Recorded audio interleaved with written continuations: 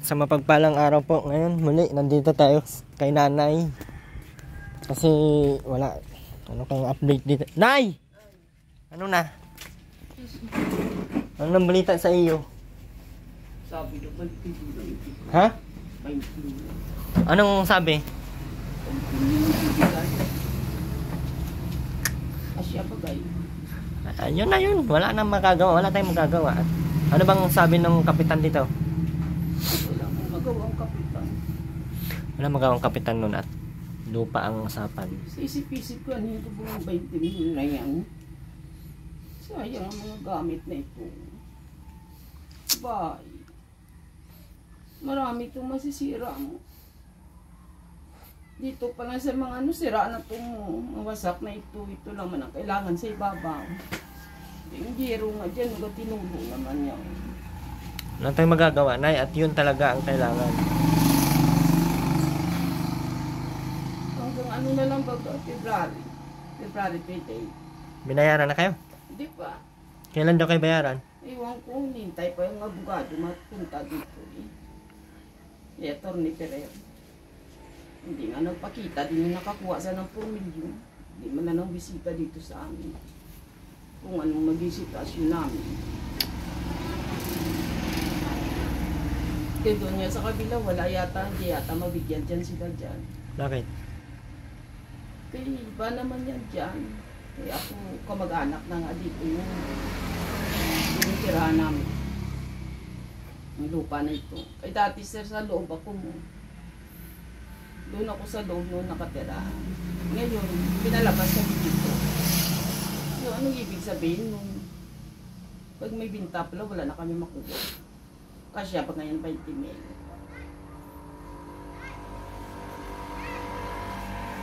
Anong mabili sa 20 mil? Lagi-lagi ng gastos ito baga. Nagdagdag pa nga po sa mga ano dyan o, kapitana po.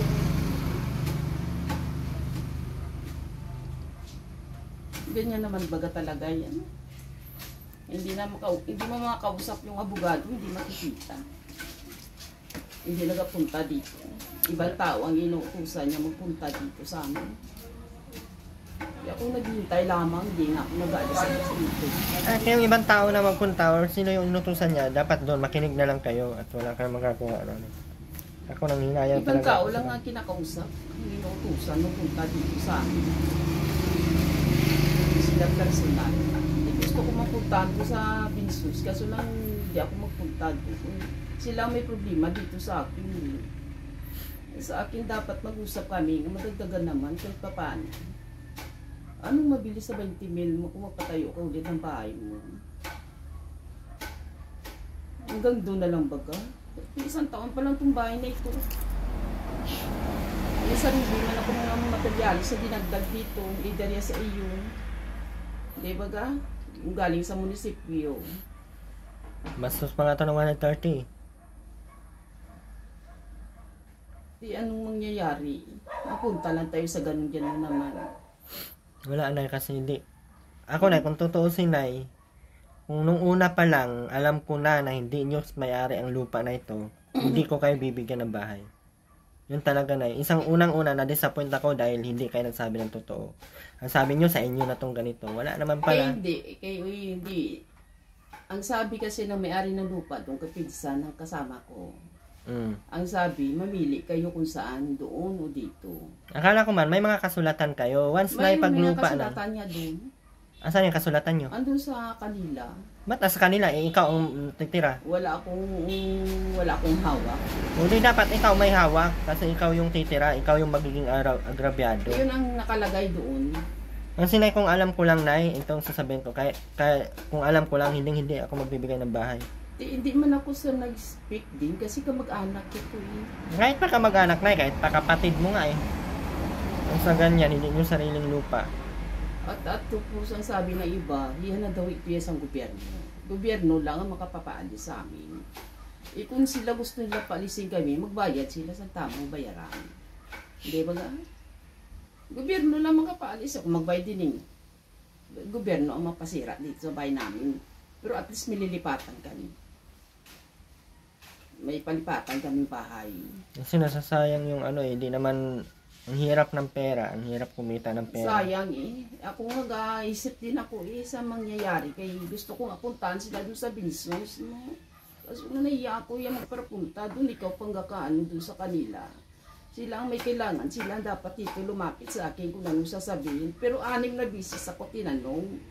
Ikaw man ang may kailangan na hindi sila kasi pag mamay-ari nila ang lupa, ikaw nakitirik ka lang, wala kang... Kaya ikaw ang may kailangan. Kaya ikaw ang lalapit. Siya nga ni, kaya hinihintay baga ako.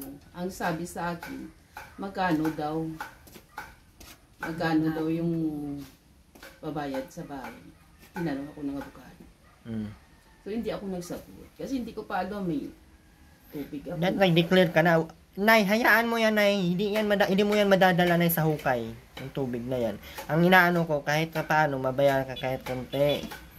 Kasi, pag dineclare dito na i-ano kayo, i-demolish kayo, wala kayong magagawa dito.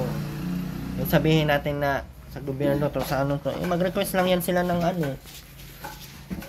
Wala naman kayong kasulatan dito na pwede kayong tumirik dito. At hindi ko gusto kukuhanin din nandun sa dait ng bahay nila mo. Kung kalkalin ko doon. Iwan ko kung nahawak pa nila sa asawa na yung pinsan ng kasama ko dito. Kasi kung akong matatanong na, ako talagang na-disappoint ako kasi nga unang-una gastos. At hindi ko rin nakalain. Pangalawa yung effort ko dito, yung pagod, pabalik-balik. Hindi naman lahat ng ano sponsored. Gasolina ko, sponsor ba yan? Hindi. Pagpunta ko dito, mga dagdag pambayad sa ano, hindi naman lahat yung sponsor. At hindi ko rin nakalain na ganun mangyayari. Kaya nga, next time na, once na may ano, if ever na magiging totoo, magsabi ng totoo kung ano yung kailangan, ano yung hindi, para katulad nito, naging ganito. Sobrang, kung ako tatanungin mo isang taon pa lang hindi ako natutuwa sa nangyari talaga. Kasi unang-una, sarili namin, pinawalang bahala ko para lang matulungan kayo, maano kayo. Ako nga, sariling bahay, wala nga ako, nangungupahan ako. Nagtiis ako dun sa maliit na bahay. Pagpasok mo, kwarto agad, kusina, diretso. Nagtiis ako para makatulong. Para lang meron akong maibigay sa iba. Isang taon pa lang itong bahay mo. Yun yung iniisip ko. Kaya kung ano yung declared nila na ibayad sa inyo, hayaan nyo na. Yun na yun siguro. Wala nang magagawa. Kapitan nga, lumapit ka sa kapitan. Wala naman siyang magagawa. Kung gobyerno to, dapat may request ng gobyerno. May ano siya sa gobyerno kung paano ang sistema.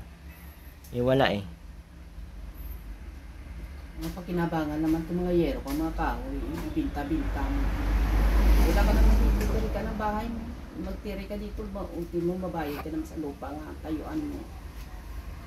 Eh, dyan niya, 100 square meter, 100,000.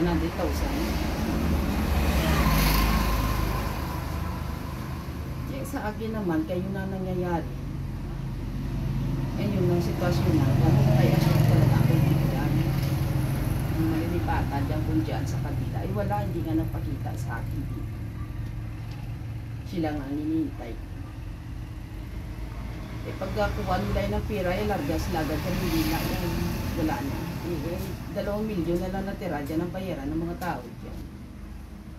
Itong Pebrero. Kung sa akin, may bigay, pagkapito, wala tayong magawa, layas. Alis tayo dito. Huwag mo nang ano yun yung dahil may tubig ka, may ano ka. Hindi naman nila obligasyon yung nagpakabit ka. Kasalanan ba nila nagpakabit ka? Kahit ako man ang mayari ng lupa, kung ako ang mayari ng lupa, kahit ako, hindi ako magbabayad.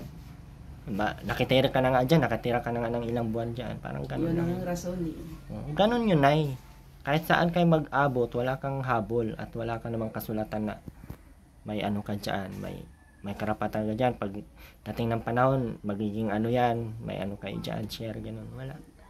Nahintay na lang ng kusang loob nila kung ano eh. Hanggat kaya, makaawa ka na lang na kailangan, dapat makaano din ako, kaya nag-iisa lang ako. Ganun ba? Huwag na tayong magmataas at matanda na din tayo. Parang ganun.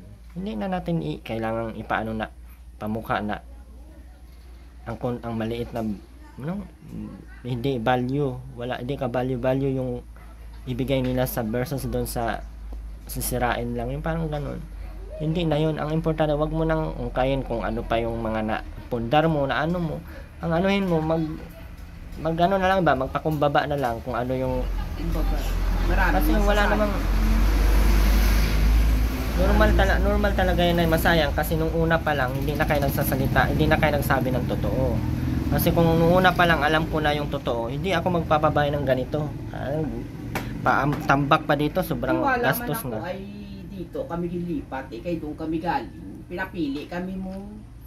Ay, abang sa lupa, kahit nga kamag-anak nagpatayan, kahit nga magkapatid nagpatayan pag Ibig sabihin lupa. pala yung pagpapili sa akin pala yun, wala na yan saysay. Hindi naman kayo kasal ng pinsan niya, di ba? Oo. O, wala kang karapatan. Ang karapatan mo, iniwan ka na nga. Oh. Wala tayong magawa eh. Yun ang mangyayari sa buhay mo eh. Kaya ano na lang, manghingi ka na lang ng kahit konting pandagdag doon para kahit papaano kung saan ka man mapunta, may pang-umpisa ka. Ipang-umpisa naman sa bahay mo. Hinayang nga rin ako. Bakit? Kung nanghinayang ka na, mas nanghinayang ako kasi nahihiya ako doon sa sponsor ko. Hindi nastos din. Punta lang sa ganun-ganun na lang. Hindi pa nga napakita dito sa amin ng abogado. Hindi yun magpakita. Ba't magpapakita sa inyo? Sino ba kayo? Ganun lang. Problema nga eh. Pagbayaran nila sa Problema ko ba kayo dyan? Pag pera nang gagalaw na, hindi na yung tao. siya nga daw. Kaya nga iba nga tao, tinanong niya. Buti kung wala kang pera at ikaw talaga ang gagalaw. Kung mapera ka na eh. Ang inutusan niya nga dito, yung nagabantay sa lupa. Tinanong niya kung magkano daw gusto ko ipabayad. Sabi ko bakit? Magkano declare mo? At nagtanong ka na, wag mo na tanong kung sino, kung ano. Wag ka na masyadong daming tanong na. Hindi na. siya nagbalik. Maghintay, hindi siya magbalik. Siguro, pag nag-ano naman yan, Huwag ka na mahangad na ng mataas na value kasi wala. Libre na nga yung pagpatirik nyo dito. Ayun, masa. pero ganun-ganun na lang po. Ganun yun. At Pag ano nila sa pag mahirap ka na, mahirap lang talaga ang maging mahirap. May pera sila eh, kaya nilang gawin lahat. Yung tayo, ano mang magawa natin. Wala mang kakasama na kung magpakumbaba na lang tayo ba, manghingi na lang tayo ng ano. Kasi kung ako, mahiya din ako eh, nagtayo ako ng bahay. Team Kalinga pa, pinatayon ko ng bahay na hindi mo pala lupa. Parang kahihiyan ang ginawa sa akin. Kung gano'n naman lang pala sa noon, dapat hindi na lang kung umalis doon sa loob. Kasi kung alam ko lang talaga, hindi ako nagpapatay, nakakahiya din eh. Kag ako yung nagsisi Kalingap, din ng agaw ng lupa, hindi makabili.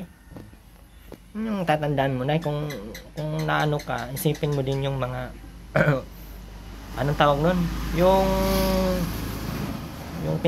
inano ba, yung tawag nun, tawag ba nun? Yung naabala mo dito.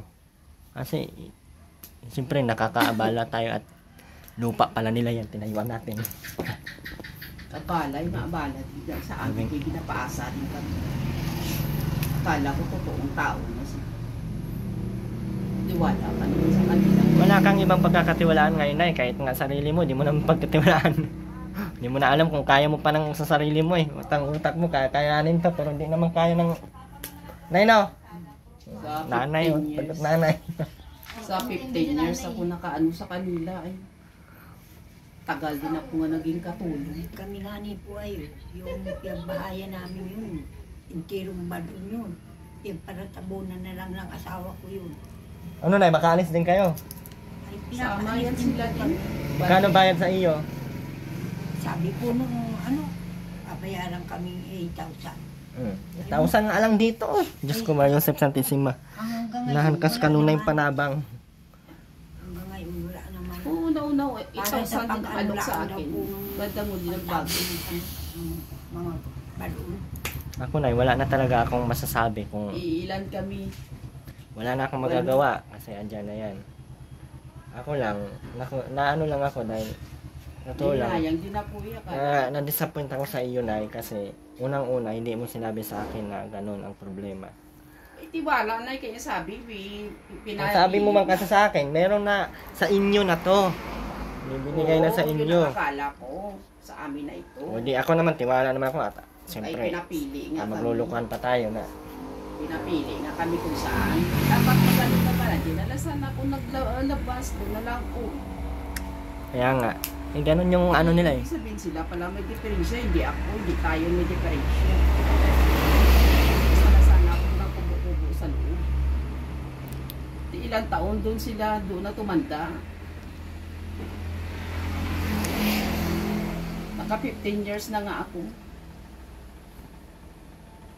Ang ibig Ang sabihin yan. ay ano, kung nagsabi ka na ng totoo. Di sana, mahanapan kayo ng lupa. Maanuhan kayo ng... Yun daw. Nay, hindi kami nagpapabahay na nang hindi nyo lupa. Naghahanap kami ng lupa talaga na pwede nyo pabahayan. Eh, wala ka mang dineclared. Sabi mo man, sa iyo to. So ngayon, ako, nahihiya din ako para sa sponsor. Bakit daw naging ganito?